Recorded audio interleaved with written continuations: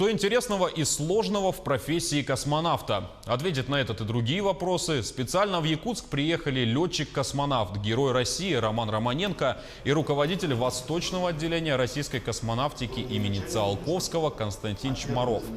В историческом парке «Россия. Моя история» профессионалы своего дела проводят беседу с учениками школы «Арктика и космос», а также воспитанниками движения «Юнармия». Главная цель – это повышение аэрокосмической грамотности. Кроме того, обсуждают вопросы патриотического воспитания молодежи и подготовки кадров для космической и авиационной отрасли.